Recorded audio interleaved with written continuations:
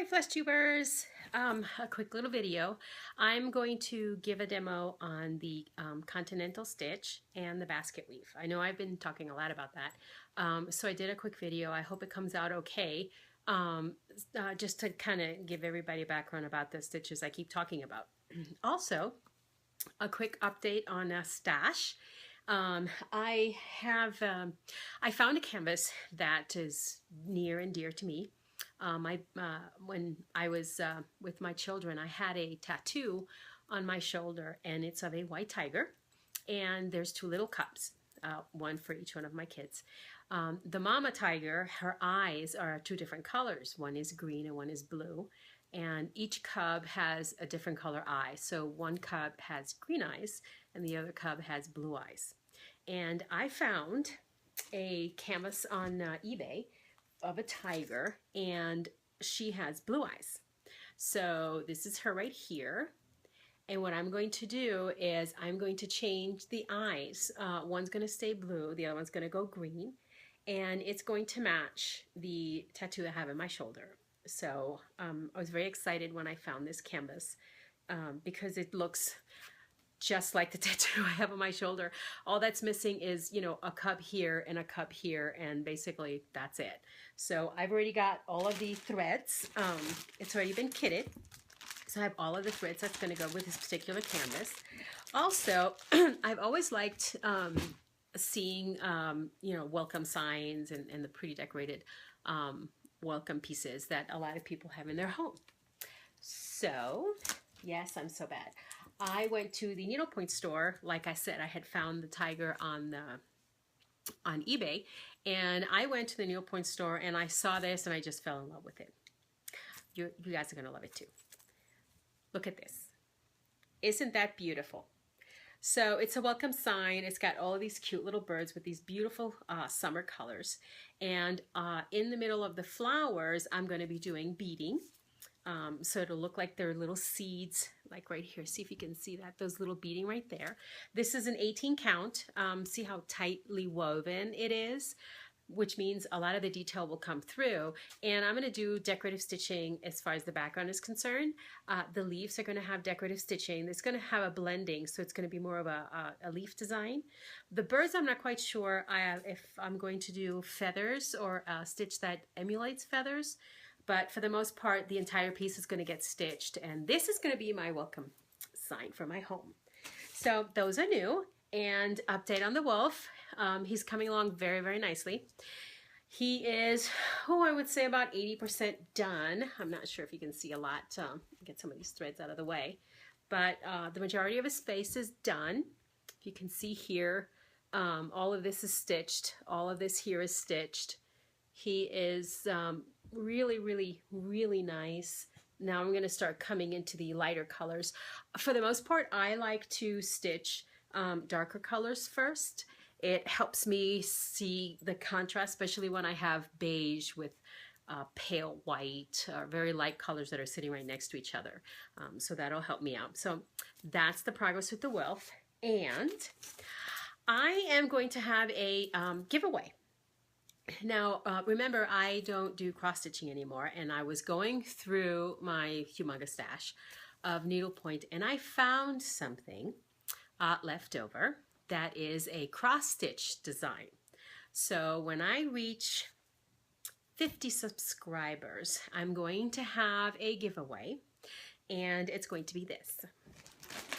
I hope you guys like it. The package was opened years ago, but it has never been stitched. So basically it is a Gold Collections by Dimensions. It is of a tiger. And I believe this is a 14 count fabric. So here's the color chart. Here are all of the threads. Everything is like I said, it was never stitched, so everything is still here. All of the skeins of threads. This is the fabric. I believe it's a 14 count. It's beige fabric, And it does have a needle in here as well. And here are the instructions. So this particular kit, like I said, it's never been done. It's never been stitched. It was opened. That's basically it. So I am going to be giving away this Dimensions package to a lucky winner. Oh, and see, I thought I did. And here's the needle that goes with it. I don't have the original packaging, but it is all, it's very clean. It's all, it's been sitting in this plastic pouch for ages. It's a beautiful piece. As you can tell, I love tigers. So yes, I will be giving away this entire kit when we get 50 subscribers. Yay! We're close. Other than that, that is pretty much it. I don't have a lot of updates as far as that's concerned. I do have, I am going to do the tools tag. I think it's Pam Reed, that there's a tool tag. I just have to organize tools that I use so I can take care of that one. But other than that, I want to thank everybody who subscribed, and very excited about my new purchases to get them into a rotation. Once the wolf is completed, I will start a rotation, and I'll do another video to let everybody know which pieces I'm going to be doing. There are going to be decorative stitching on some of the pieces. Other pieces are going to be strictly the, my bread and butter Continental stitch or the basket weave. I'm also going to try and do the parking method you guys have described in detail. So has Carolyn Mazzio did an excellent demonstration on parking, how you guys continue using the threads in different areas. I have never seen that done in needle pointing. I did find, I did a little research, and I found a lady in Paris who demonstrated something similar to that with a needle point. So I am going to choose a smaller piece in which I'm going to use the parking method and see how that works. I mean, if it's, especially when all the threads are the same type. Oh, that is my dog, Bella. Bella, say hi. Hello. She had a bath yesterday, so she's very nice and clean today. If it's the same thread, I can see doing a parking method using a basket weave stitch because the entire piece is going to be the same. So I'm going to kind of do a little more research as to how exactly that works. And if you hear that scratching, that's my other dog who's trying to warm up a spot. There he goes. That is Orion. That's Bella's sibling. They're both black, and they love to be in the limelight. Anyway, so I can do that one smaller piece using the parking method. And depending on how that works, I may, just keep doing it. It actually looks really good, and I like, at least I'm imagining that the back part is fairly decent coverage. There's no having to, go behind the piece and tie off a thread or something like that. Everything basically covers, one thread's going to cover the other, making it much simpler and easier to stitch just the front, not having to, constantly go towards the back of the piece. So I'm looking forward to doing that. It'll be very exciting to try it. So if you guys have any questions for me, please leave me some comments. I do appreciate everybody who's subscribed and left me some notes. And oh, by the way, update. The wolf is going to be framed.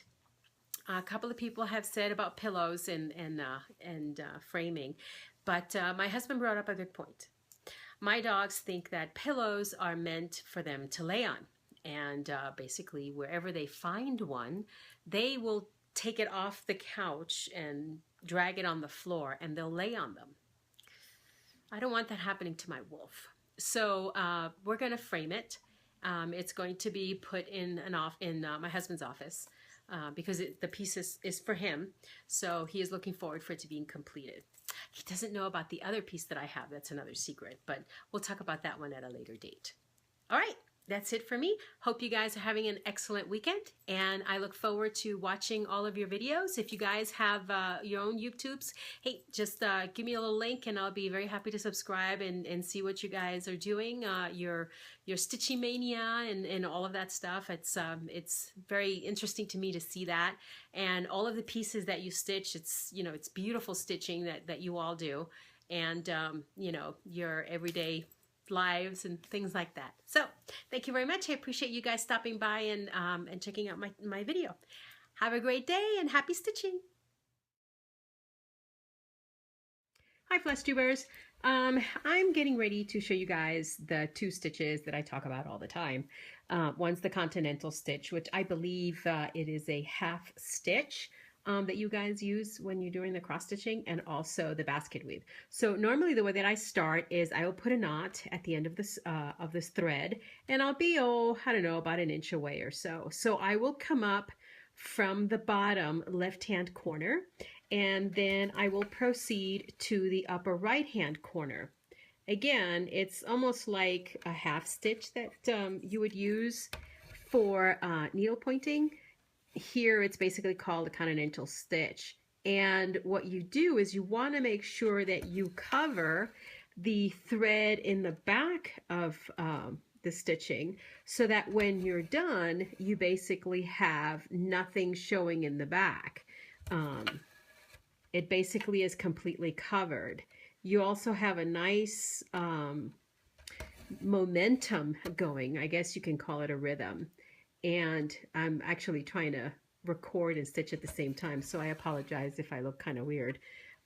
So this way you have a little bit of a loft. This will sit up a little bit higher, but it won't be so much distinguishable that if you stitch in a different area, you're not going to be able to do, you know, get the same lift as far as the thread is concerned. So pretty much when you want to go left, you technically stitch right to go left. So it's kind of like going to the right, going backwards. So you can see the angle of the stitch itself is going, sorry about that, it's going in this direction, but I'm actually stitching this way. Now let's say you want to go in the opposite direction. You've already filled the particular area that you want to fill over here. Well, basically you're going to do the exact opposite. So you're going to come up from the upper right hand corner, okay, and then you're going to go down in the upper left hand corner. Again, it's complete opposite. So to go right, you're technically stitching left. Again, you want to cover that little piece of thread that's behind it, and you're just going to continue stitching in this direction. So that basically covers the Continental stitch. Now the basket weave is basically done a little bit different. It's like going down steps. So if you see my needle right here, it's kind of like going down in an angle and then going down the pipe and walking up the steps. And the way you do it is that you have to actually read the canvas. So for example, let's say I'm going to start a basket weave right here. So I have horizontal and vertical. So this particular one, if I'm going to start, let's say in this hole right here, okay? So you pull your thread out in this particular square. So this thread is going, this thread right here, the one that you're going to be covering, oops, sorry, is the one that's going over, and then it's going under. So if it's going to go, if the top thread, meaning this one right here, is going under, okay, you want to start from the left to the right, just like you would the Continental stitch. However, rather than going in a row, we're going to go to the square next to it, okay? We're going to pull it up here. We're going to go right into the square, but now, rather than continuing in a row, we're going to go right underneath it. So we're going to skip this square here. Again, you're going to go, it's like sliding down a pole. So you're going to go into this particular square, and you're going to come up, okay? And we're going to go, again, it's always, the stitch itself, it's always the same. It's in that angle. What changes is the direction and what you're covering. So you would continue down in this particular fashion as far as either the canvas is colored or, you know, the area you want to cover. Okay, so let's say we're going to go down a little bit more, and we're going to go ahead and say, all right, I need to go back up again. Now what we're going to do is either you continue this way, or you continue this way. So we'll do a couple more, so it'll be a little bit easier for you guys to see what it is I'm doing. So again, you're sliding down a pole here. Now we're going to be going up the stairs. So how do we do that? Well, now we need to come back up. So the way that you come back up is you would use the square that's right next to the last stitch you did. And we're going to be going up every single square here that's empty, oops, all the way up to here. And then we'll start the third row. So this would be considered the second row. Okay, so we're going like that, and we'll just put these stitches in. Hopefully you can see that. I'm trying to use dark enough thread so you guys can see how these stitches go. Just keep going up. So you see how you have these squares, these stitches, they're kind of overlapping one another. Mainly in the back is where you'll see the actual weaving. In the front, they just basically sit right next to one another. And okay, so now we've reached all the way to the top, which is the last row where we began. So you're going to put your last finishing stitch right next to this first stitch that you had. Okay, so if we're going to go again, we have more area to cover. The only way that you can go back down, okay, see all of these holes right here are all covered. See, these guys are all covered. So in order to go down into this row, we got to do one over. Okay, you'll do one over. And then you got to go again. We're going to go back down to every single square in that line. So remember, you're going to slide down a pole and kind of like going up the stairs. And that's basically the basket weave. This is one of those stitches that are used for background. It's very, very strong stitch. It keeps the threads very nice, tightly woven together. It gives a nice look to the piece that you're stitching. This is pretty much what I'm using with the wolf. The entire piece is being done in a basket weave. There are some areas where basket weave is not, you can't use a basket weave, so you would do something like the continental stitch, or like I said, you guys would call it a half stitch. It's not a full cross stitch. And pretty much this is, see how pretty that looks, nice and woven. It's very tight. Depending on the type of thread that you use, it is total coverage. There is nothing to be seen as far as the fabric itself is concerned. A tighter weave, like an 18 count, you wouldn't use a wool. You would use a different type of thread that would give you a different kind of coverage, because what you're looking for is to be able to cover the entire area with the particular thread or that particular design, and not have anything showing through. Now, if you had a fabric that has a sparkle or like a dye that you want some of that to be seen through, then you would use a thinner thread or maybe one ply, so some of that fabric would show through. But what I'm showing you here is the tightness of this particular stitch and how it does give you total coverage. With the different types of threads, it also will give you a nice sheen, especially if you have silks. It'll give you a very nice sheen for the design that you're stitching. So pretty much it's very simple. It's not a difficult stitch to learn. I, for the most part, don't really care what the back looks like. I know everybody's different. A lot of people want to see, what does the back look like? I really don't care. As long as the stitch is laying properly in the front, which is my main concern, is that it is laying properly in the front, then it doesn't really matter to me what it looks like in the back.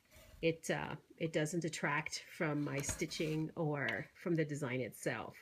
So, I mean, it usually stays fairly neat.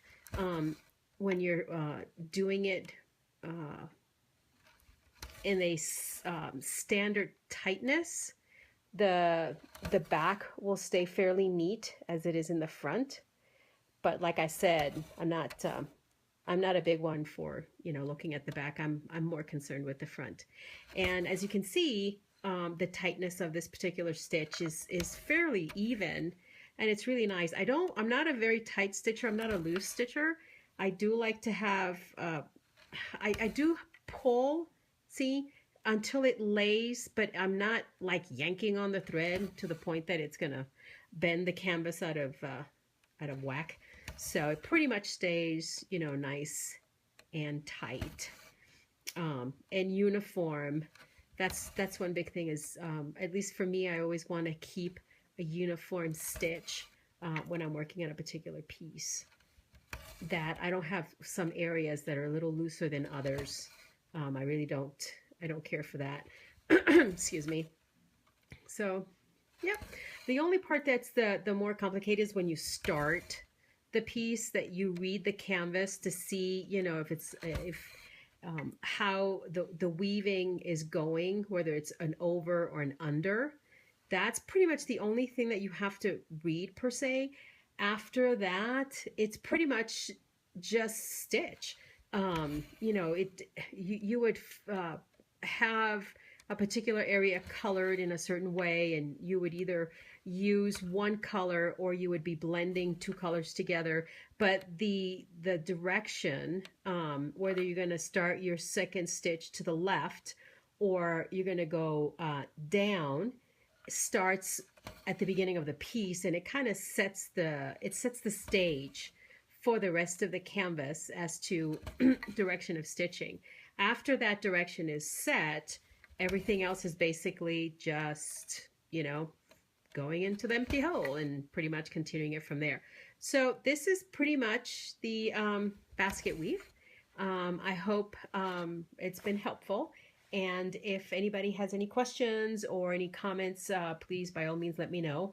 I hope that you can see, I tried to use a dark enough color that it was a good contrast with the white canvas, but see how that's nicely woven. It's a nice little tight weave. Same thing with the Continental stitch. You know, like I said, if you want to go left, you're pretty much going to stitch to the right. And if you want to go to the right, you're going to pretty much stitch to the left. Well, that's it. I hope this was helpful, and happy stitching.